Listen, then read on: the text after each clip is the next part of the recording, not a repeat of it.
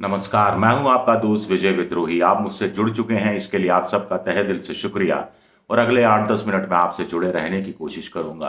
तो दोस्तों, चुनावी बॉन्ड यानी इलेक्टोरल बॉन्ड को लेकर करीब करीब सारी जो तस्वीर है वो सामने आती जा रही है, और तस्वीर जो पहले थोड़ी सी धुंधली थी, कुछ साफ होती जा रही है। तो मोटे तौर पर इसके पॉइंटर्स क्या है, बहुत ज्यादा समय नहीं लूंगा। सबसे बड़ा पॉइंटर है कि कुल 12,000 करोड़ के जो बॉन्ड खरीदे गए, उसमें से 5,830 करोड़ के बॉन्ड यानी 48%, करीब करीब आधे बॉन्ड टॉप की 20 कंपनियों ने ही खरीदे। बाकी की हजारों कंपनियों ने क्यों नहीं खरीदे? टॉप की 20 कंपनियों ने ही आधे बॉन्ड क्यों खरीदे 5,830 रुपए के? आप 5,830 करोड़ रुपए के, ये इंपॉर्टेंट है। दूसरा, ये टॉप 20 कंपनियां जो हैं, इनमें से 3/4 यानी 15 कंपनियां ऐसी हैं जो खान खनन के मामले में, कोयला खान खनन हो या फिर आयरन ओर हो, खनिज हो, इनके काम में लगी हुई हैं, एनर्जी के काम में लगी हुई हैं, टेलीकॉम के काम में लगी हुई हैं, दवा फार्मास्यूटिकल उद्योग से जुड़ी हुई हैं, रियल एस्टेट से जुड़ी हुई हैं, कंस्ट्रक्शन के काम से जुड़ी हुई हैं, यानी सुरंग बनाना, हाईवे बनाना, बड़े बड़े काम करना, इनसे जुड़ी हुई हैं। तो इन कंपनियों को आखिर क्यों देने की जरूरत पड़ गई? इलेक्ट्रोल बॉन्ड खरीदने की क्यों जरूरत पड़ गई, सवाल उठेगा। और इसमें से कि जो पहली 5 डोनर कंपनियां हैं सबसे बड़ी, उसमें से 3 के खिलाफ ईडी, सीबीआई, इनकम टैक्स या किसी अन्य जांच एजेंसी की या तो जांच चल रही थी, या जांच बंद हो गई थी, या जांच में उनको उनकी संपत्ति अटैच की गई थी। तो ये बड़ा सवाल है। चौथा सवाल ये उठता है कि बीजेपी को करीब करीब इसका आधा, करीब 6,000 करोड़ के आसपास का चंदा मिला, लेकिन 2019 के लोकसभा चुनाव से ठीक पहले और चुनाव के दौरान कुल मिलाकर इस 6,000 करोड़ का आधा चंदा मिला, 3,000 करोड़ का। तो लोकसभा चुनाव और 3,000 करोड़ का कोई कनेक्शन है क्या? ऐसी तरह टीएमसी की भी बात है, वो भी हम बाद में आपको बात करेंगे। विधानसभा चुनाव से ठीक पहले कैसे हुआ, वो भी बात करेंगे। इंटरेस्टिंग बात यह है, बीजेपी को मिला 6,000 करोड़ के आसपास, लेकिन उसके बाद के कुछ राज्य हैं, कांग्रेस को कम मिला टीएमसी के मुकाबले। टीएमसी को मिला करीब करीब 1,600 करोड़ रुपया, कांग्रेस को 1,400 करोड़ रुपया मिला। लेकिन नवीन पटनायक को क्यों मिला? नवीन पटनायक की पार्टी उड़ीसा में क्यों मिला? तेलंगाना में बीआरएस टीआरएस हुआ करती थी, उस समय क्यों मिला? छत्तीसगढ़ में चुनाव से पहले कांग्रेस को ज्यादा क्यों मिला? सवाल उठता है। कोरिलेट कीजिए। एक तरफ हम कह रहे हैं कि 20 में से 15 ऐसी कंपनियां हैं टॉप 20 में से जो खनन से जुड़ी हुई हैं, मेटल से जुड़ी हुई हैं, और खनन का काम, खनिज का काम, कोयला खदानों का काम कहां ज्यादा होता है? छत्तीसगढ़ में होता है, तेलंगाना में होता है, उड़ीसा में होता है, बंगाल में होता है। कोई कनेक्शन निकला क्या? चलिए आगे चलते हैं। कनेक्शन इसलिए निकलता है क्योंकि ये सारे काम आप करो, जैसे आप खनन के क्षेत्र में जाना चाहते हैं, तो केंद्र सरकार या राज्य सरकार पट्टा देगी आपको। उसके बिना तो आप खान खोल नहीं सकते, चाहे कोयला की खदान हो, चाहे लो अयस्क की खदान हो, चाहे एल्यूमिनियम की बॉक्साइट की खदान हो, इस्पात यानी स्टील इंडस्ट्री वालों के लिए जो बॉक्साइट चाहिए होता है उसकी खदान हो, आप खोल नहीं सकते। आपको सरकार से लाइसेंस लेना पड़ता है। टेलीकॉम में भी लाइसेंस लेना पड़ता है। दवा आप बनाना चाहते हैं तो भी लाइसेंस लेना पड़ता है।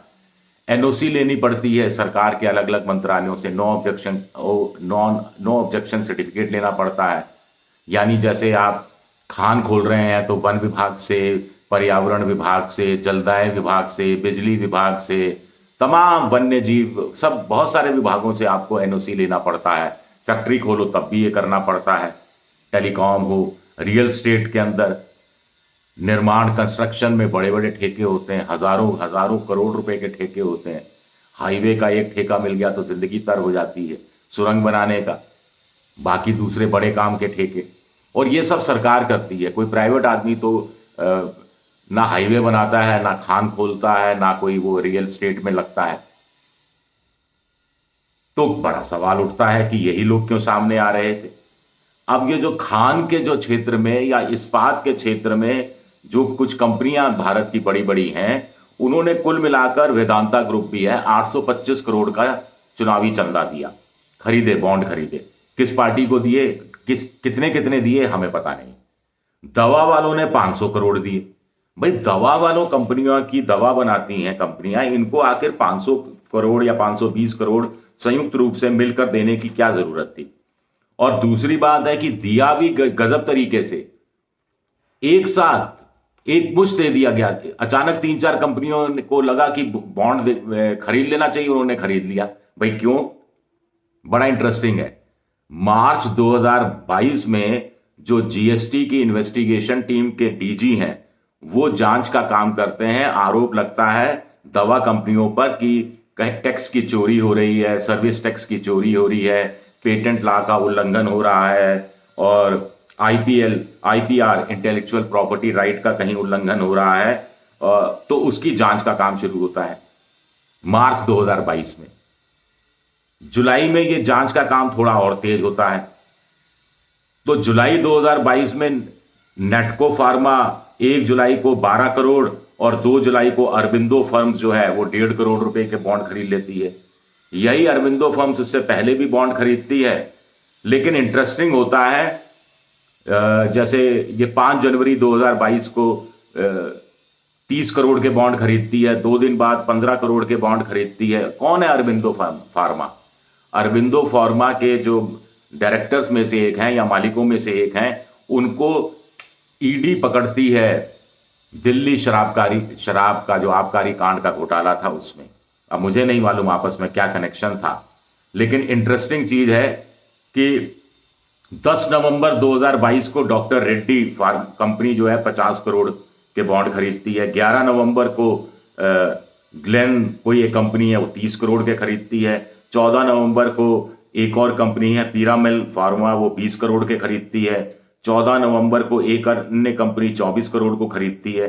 तो 10 नवंबर से 14 नवंबर यानी 10, 11, 12, 13, 14, 5 दिन के अंदर 125 करोड़ रुपए के इलेक्ट्रोल बॉन्ड दवा कंपनियां खरीद लेती हैं। क्यों खरीदती हैं? अचानक कैसे, क्या हुआ था, यह सवाल उठता है। सन फार्मा नाम की एक बड़ी कंपनी है, वो मई 2019 में टैक्स चोरी, सर्विस टैक्स की चोरी के उस पर आरोप लगते हैं। जांच का काम शुरू होता है मई 2019 में, और 8 मई 2019 को वो 10 करोड़ के इलेक्ट्रोल बॉन्ड खरीद लेती है। 15 अप्रैल को 21.5 करोड़ के वो इलेक्ट्रोल बॉन्ड उसने खरीदे थे। तो क्या कनेक्शन है, पता लगाइएगा आप। आगे चलते हैं। इसी तरह खनन उद्योग की बात करें तो 825 करोड़ रुपए का ये एक कंपनियां मिलकर खरीदती हैं। आखिर खनन उद्योग को इतना खरीदने की क्या जरूरत है? इलेक्ट्रोल बॉन्ड, ऐसी क्या उनको मोहब्बत है? या फिर वही है कि जैसे जिसमें वेदांता लिमिटेड है, रूंगटा सन्स प्राइवेट लिमिटेड है, जिंदल स्टील है, SL mining and industries limited है, डेम्पो है, ये इनमें से कुछ के खिलाफ जांच का काम भी होता है। वेदांता ग्रुप पर आपको ध्यान हो कि आरोप लगा था कि चीन के कुछ जो वर्कर्स थे उनको वीजा दिलाने में रिश्वत दी गई थी, इस तरह के आरोप लगे थे। इसी तरह वेदांता ने क्या किया कि 376 करोड़ रुपए के बॉन्ड खरीदे थे, और कुल मिलाकर 402 करोड़ के थे। उसमें से 98 करोड़ रुपए के बॉन्ड अकेले जनवरी 2022 की विंडो में खरीद लिए गए। क्यों खरीद लिए गए? क्योंकि उसके अगले 1-1.5 महीने बाद चुनाव थे उत्तर प्रदेश में, उत्तराखंड में, पंजाब में, मणिपुर और गोवा में। तो कोई कनेक्शन है क्या, सवाल उठता है। मैं आपको बता रहा था बीजेपी के कनेक्शन की, तो अब एक टीएमसी का कनेक्शन देख लेते हैं, ममता बनर्जी का। ममता बनर्जी की जो पॉलिटिकल पार्टी है उसको 1609 करोड़ रुपए चुनावी चंदे के रूप में मिले, बॉन्ड के रूप में। विधानसभा चुनाव हुए थे, देखिए 27 मार्च से 29 अप्रैल 2021 के बीच में, 27 मार्च से लेकर 29 अप्रैल 2021 के बीच में विधानसभा चुनाव हुए थे। इससे कुछ पहले अक्टूबर नवंबर 2020 में और जनवरी 2021 में, यानी चुनाव से कुछ महीने पहले 43.4 करोड़ रुपया एनकैश कराया टीएमसी ने। अप्रैल 2021 में जब चुनाव चल रहा था तो 55 करोड़ रुपए के इलेक्ट्रोल बॉन्ड कैश कराए टीएमसी ने। चुनाव मई में जीत गई, बीजेपी कांग्रेस जी माफ कीजिएगा टीएमसी जीत गई, बीजेपी चित रही, कांग्रेस चित रही, सत्ता में आ गई टीएमसी। और जुलाई यानी जून में शपथ ली और जुलाई में 107 करोड़ रुपए के बॉन्ड मिल गए, उनके कैश करा लिए। अक्टूबर में 142 करोड़ के, जनवरी में 224 करोड़ के। यानी चुनाव से ठीक पहले आपके पास पैसा आ रहा है इलेक्टोरल बॉन्ड के जरिए, और अगर आप चुनाव जीत रहे हैं तो और डबल पैसा आ रहा है, ट्रिपल पैसा आ रहा है उसके तत्काल बाद। तो कोई कनेक्शन है क्या, कोई जोड़ सकते हैं क्या आप? ये अपने आप में एक मजेदार बात है। वेदांता ग्रुप की मैंने आपको बता ही दिया कि 98 करोड़ रुपए अकेले उन्होंने चुनाव के समय खर्च किए। जिंदल स्टील्स की का ज्यादा इंटरेस्ट छत्तीसगढ़, उड़ीसा, झारखंड में है खनन उद्योग के क्षेत्र में। तो इन्होंने सारा डोनेशन, जिंदल ग्रुप ने सारा डोनेशन 2022 अक्टूबर और 2023 नवंबर के बीच में किया, ना इससे पहले किया ना बाद में किया। तो आखिर क्या मतलब है? किन किन राज्यों में चुनाव हो रहा था? नवंबर 2023 में तो छत्तीसगढ़ में भी चुनाव था, मध्य प्रदेश में भी चुनाव था, राजस्थान में भी चुनाव था, और जिंदल ग्रुप का इंटरेस्ट छत्तीसगढ़ में ज़्यादा है। उससे पहले झारखंड में और उड़ीसा को लेकर कोई किसी तरह का कोई इंटरेस्ट है क्या? ये बहुत सारे सवाल उठ रहे हैं जो सामने आ रहे हैं। किस्तों में और भी चीज़ें जानकारी सामने आती रहेंगी। थोड़ा सा मैंने कुरेदा तो ये पता लगाने की कोशिश की। शुक्रिया मेरा ये वीडियो देखने के लिए। पसंद आए तो लाइक कीजिए, शेयर कीजिए, सब्सक्राइब कीजिए। शुक्रिया आपका। मेंबरशिप ड्राइव में जा सकते हैं, मेरी आर्थिक मदद की भी आप कोशिश कर सकते हैं। बेल जैसी आकृति, घंटी जैसी आकृति दबा दीजिए ताकि नोटिफिकेशन के जरिए आपको मेरा नया वीडियो आए तो तत्काल जानकारी हो जाए। एक्स यानी ट्विटर पर मैं विद्रोही 7 के नाम से हूँ। शुक्रिया, बहुत बहुत शुक्रिया।